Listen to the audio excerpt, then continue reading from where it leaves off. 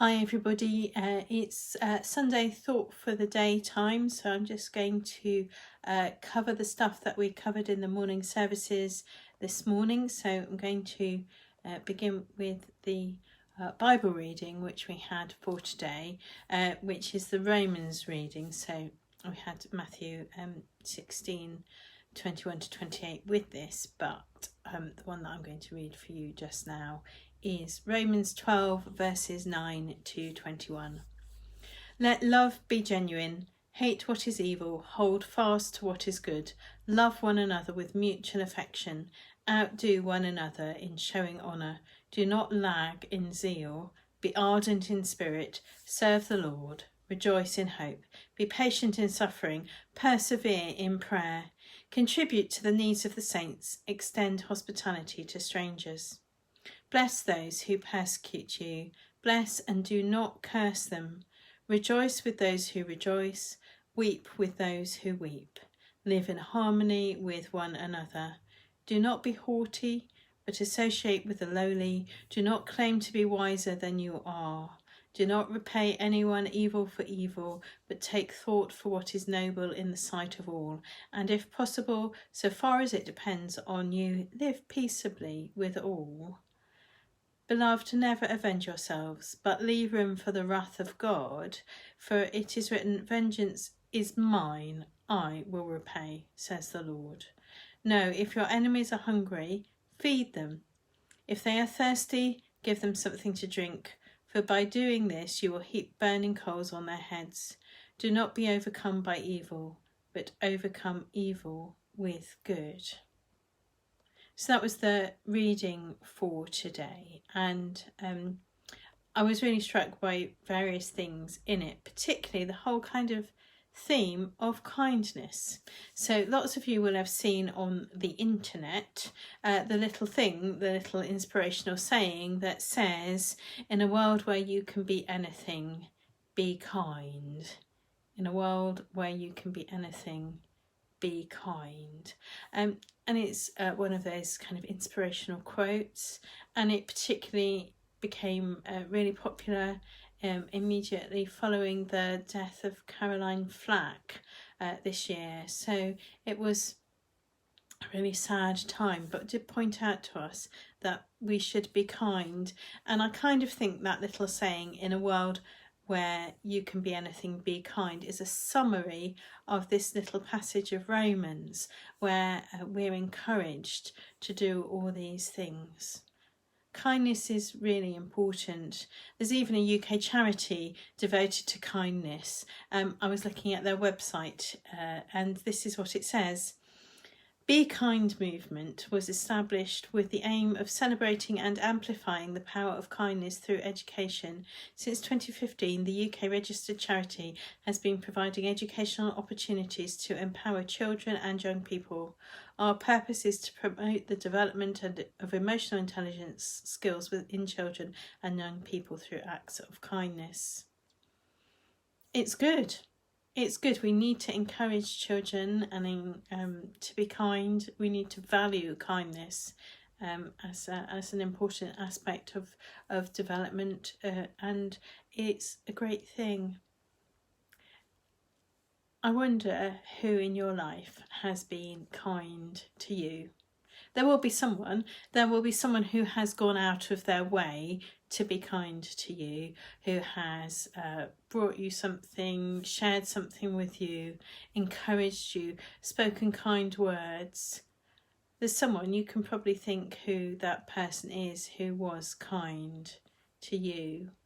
I was thinking about this and I was reflecting on the person who 20 years ago, more or less, when I arrived at Poulton maternity unit, having had Iona. She was 48 hours old at this point, and someone made both myself and my husband a cup of tea, and it was the most kind thing that anyone had done for us, really, since she'd been born. It was it's very simple. It made me feel much more safe. It made me feel like I was in the right place, and they were really kind to us, our little family, very simple. And there are questions about when we have been kind to other people.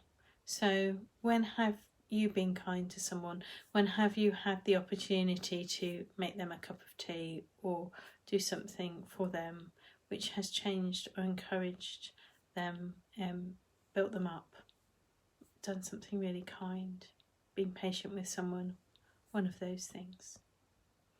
And then the other really challenging thing I found in this passage is the bit about our enemies.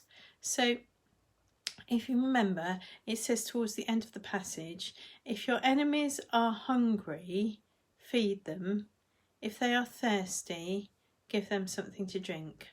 For by doing this, you will heap burning coals on their heads. Do not be overcome by evil, but overcome evil with good. So who are our enemies? Who are our enemies? Now, I do try to be not particularly political. That has to be something, because people in our congregations have various different political views. But I've been really challenged by those people who view migrants coming to our country, whether they're refugees or asylum seekers or economic migrants. And some people in the media portray them as our enemies. Even if they were our enemies, which I do not believe that they are, even if they were our enemies, we need to be kind to them. We need to be kind to them. That's what the Bible tells us to do. To feed them, to give them water if they're thirsty, to be kind to them. I wonder, when was the last time that you were kind to an enemy? And how that transformed you and them. It's really important. Even the simplest acts of hospitality can show immense kindness to people.